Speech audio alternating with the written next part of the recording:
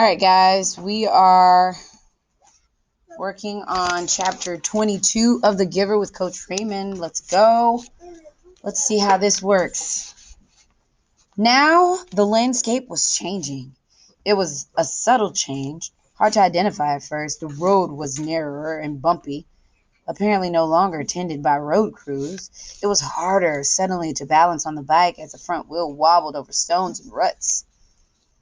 The one night, Jonas fell when the bike jolted to a sudden stop against a rock.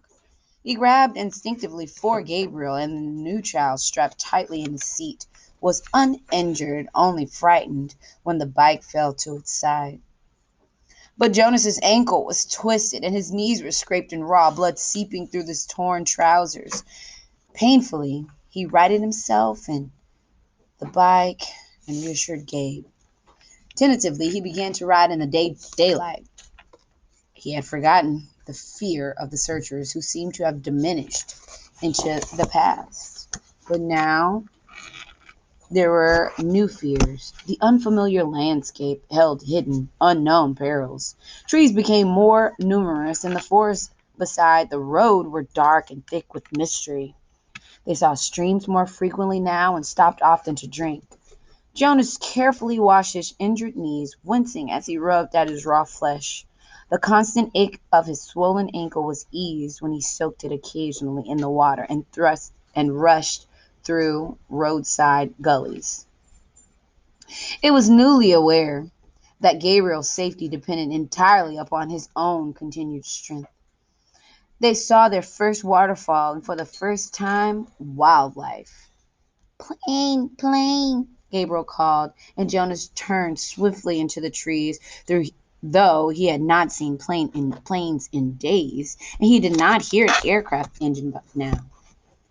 When he stopped the bicycle in the shrubbery and turned to grab Gabe, he saw the small, chubby arm pointing toward the sky. Terrified, he looked up, but it was not a plane at all, though he had never seen one before. He identified it from a fading memory the giver had given to him often. It was a bird. Soon there were many birds along the way, soaring overhead calling. They saw deer, and once beside the road, looking at them curious and unafraid. A small reddish brown creature with a thick tail, whose name Jonas did not know. He slowed the bike and they stared at one another until the creature turned away and disappeared into the woods. All of it was new to him. After a life of sameness, the predictability, he was awed by the surprise that lay beyond each curve of the road. He slowed the bike again and looked with wonder at wildflowers to enjoy the throaty warble of the new bird nearby, or merely to watch the way wind shifted the leaves in the trees. During his 12 years in the community, he had never felt such simple moments of exquisite happiness. But there were desperate fears building in him now as well. The most relentless of his new fears was that they would starve. Now that they have left the cultivated fields behind them, it was almost impossible to find food. They finished the meager store of potatoes and carrots that they had saved from last agricultural area, and now they were always hungry. Jonas knelt by the stream and tried without success to catch a fish with his hands. Frustrated, he threw rocks into the water, knowing even as he did so that it was useless. Finally, in desperation, he fashioned a makeshift net, looping the strands of Gabriel's blanket around a curved stick. After countless tries, and the net yielded two flopping, silvery fish. Methodically, Jonas hacked them into pieces with a sharp rock and fed the raw shreds to himself and to Gabriel. They ate some berries and tried without success to catch a bird. At night, while Gabriel slept beside him, Jonas lay awake, tortured by hunger, and remembered his life in the community where meals were delivered to each dwelling every day. He tried to use flagging power of his memory to recreate meals and manage brief, tantalizing fragments, banquets and huge roasted meats, birthday parties with thick frosted cakes and lush fruits picked and eaten, sun-warmed and dripping from trees. But when the memory glimpse subsided, he was left with a gnawing, painful emptiness. Jonas remembered suddenly and grimly the time in his childhood when he had been chastised for misusing a word. The word had been starving. You've never been starving, he had been told. You will never be starving. Now he was.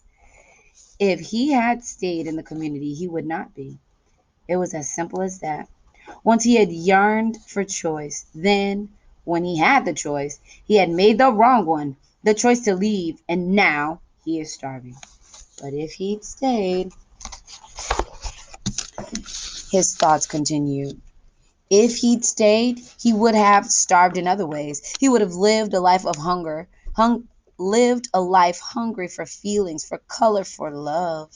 And for Gabriel, there would have been no life at all. So there had not really been a choice. It became a struggle to ride the bicycle as Jonas weakened from lack of food and realized at the same time that he was encountering something he had for a long time yearned to see: hills. His sprained ankle throbbed as he forced the pedal downward in an effort that was almost beyond him.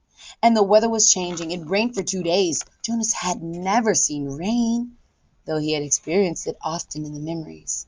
He had liked those rains, enjoyed the new feeling of it, but this was different.